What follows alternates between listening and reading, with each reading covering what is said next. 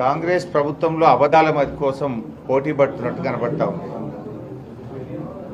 ఎవరు ఎక్కువ అబద్ధాలు ఆడతారని ఒకరికి మించి ఒకరు అబద్ధాలలో ఈరోజు పోటీ పడతా ఉన్నారు. అబద్ధాలలో సీఎం రేవంత్ రెడ్డి గారితో డిప్యూటీ సీఎం బట్టి విక్రమార్క గారు పోటీ పడతా ఉన్నారు. నిరుద్యోగ భృతి మీద ఆనాడు ప్రియాంక గాంధీ రేవంత్ రెడ్డి గారు మేము అధికారంలోకి వచ్చిన వెంటనే 4000 నిరుద్యోగ భృతి ఇస్తామని చెప్పారు. కాంగ్రెస్ పార్టీ మేనిఫెస్టోలో కూడా నిరుద్యోగ భృతి ఇస్తామని చెప్పారు. కానీ అసెంబ్లీలో మేము నిరుద్యోగ భృతి ఎప్పటి నుంచి ఇస్తారని అడిగితే ఉప ముఖ్యమంత్రి బట్టి విక్రమార్క గారు లేచి కాంగ్రెస్ పార్టీ మేము నిరుద్యోగ భృతి ఇస్తామని ఎక్కడా చెప్పలేదు అని నిండు అసెంబ్లీలో అబద్ధమాడారు. ఇలా అన్ని వీడియోలు ఉన్నాయి ప్రజల ముందు.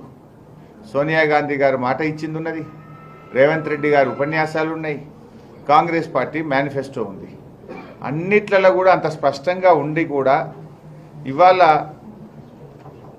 నిండు అసెంబ్లీలో నిరుద్యోగ భృతి ఇవ్వలేదని ఈ రాష్ట్రంలోని నిరుద్యోగ యువతకు కాంగ్రెస్ పార్టీ తీరని ద్రోహం చేసింది.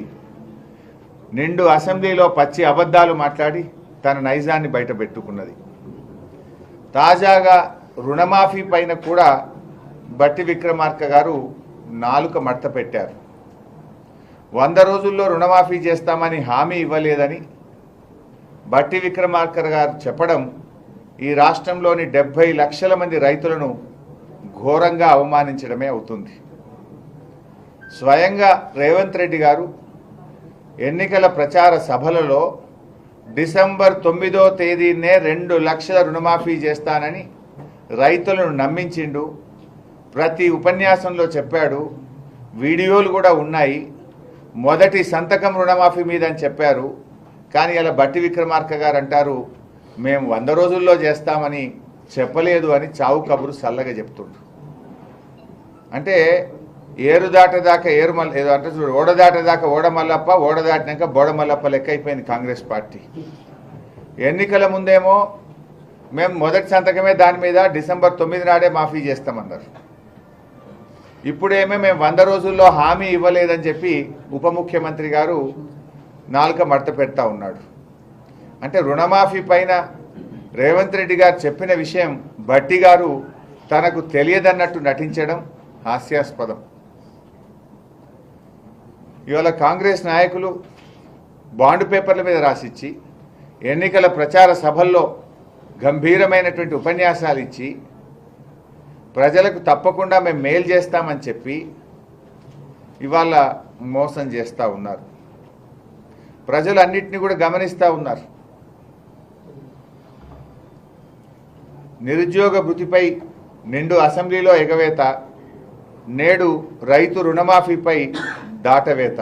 ఇది కాంగ్రెస్ నైజం. నిన్ననేమో నిరుద్యోగ భృతిపై ఎగవేత, నేడేమో రుణమాఫీపై దాటవేత. ఇది కాంగ్రెస్ పార్టీ నైజం. ఇవాళ ఆ వీడియోలు కూడా ఉన్నాయి. కాబట్టి రైతులందరికీ నేను విజ్ఞప్తి చేస్తున్నా, ఎమ్మడే పోయి బ్యాంకు పోయి లోన్లు తెచ్చుకోరే, వచ్చిన ఎమ్మడే నేను రుణమాఫీ చేస్తా. ప్రతినిధిగా డిసెంబర్ 9, 2023 ఉదయం 10:30 గంటలకు ఇందిరమ్మ రాజ్యం 6 గ్యారెంటీల మీద తొలి సంతకం పెడుతుంది. 100 రోజుల్లో ఈ పథకాలను అమలు చేస్తా. నారాయణపేట గడ్డ మీద నుంచి తెలంగాణ రైతాంగానికి 69 లక్షల రైతులకు నేను మాట ఇస్తున్నా. ఆగస్టు 15 తారీఖు లోపల 2 లక్షల రూపాయల రైతు రుణమాఫీ చేసి తీరుతా. రుణమాఫీ అనేది మొదటి 100 రోజుల్లో చేస్తాం చెప్పాలి. రుణమాఫీ అయిన వాళ్ళందరూ ఎంబడి పోయి మళ్ళీ 2 లక్షల రుణం తెచ్చుకొని డిసెంబర్ 9 నాటి నేను మాఫీ చేస్తా. కాబట్టి రైతులందరికీ నేను విజ్ఞప్తి చేస్తున్నాను. రైతులకు సాగునీరు ఇచ్చే విషయంలో క్యా బోల్ రా, ఆ రోజేమో డిసెంబర్ 9 నాడే రుణమాఫీ చేస్తా సంతకం పెడతాడు. 6 గ్యారెంటీలను 100 రోజుల్లో అమలు చేస్తా మొదటి సంతకం అదే అన్నాడు. నిన్ననేమో పోయి ఆగస్టు 15లోగా రుణమాఫీ చేస్తా అని నయా నాటకం పెట్టిండు రేవంత్ రెడ్డి.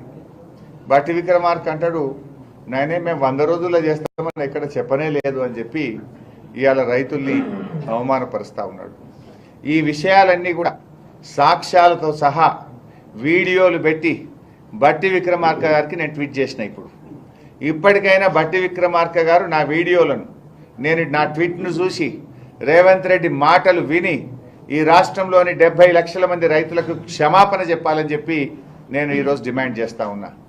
ఇది 70 లక్షల మంది రైతులను అవమానపరచడం. మీరు మోసం చేసింది జాలక, మీరు మాట తప్పింది జాలక ఇంకా రైతులను అవమానపరుస్తారా? రైతు బంధు ఇవ్వమంటేనేమో ఒక మంత్రి గారేమో చెప్పుతో కొట్టా అంటాడు, రుణమాఫీ చేయమంటే మేము హామీ ఇవ్వనే లేదని చెప్పి సావు కబురు చల్లగా చెప్పినట్టు ఆర్థిక మంత్రి, ఉప ముఖ్యమంత్రి ఈరోజు మేము 100 రోజుల్లో చేస్తామని హామీ ఇవ్వలేదని చెప్తున్నాడు. అందువల్ల నేను రైతు సోదరులందరికీ కూడా విజ్ఞప్తి చేస్తూ ఉన్నా, కాంగ్రెస్ పార్టీ రైతులకు ఇచ్చిన ఏ ఒక్క హామీ కూడా అమలు చేయలేదు.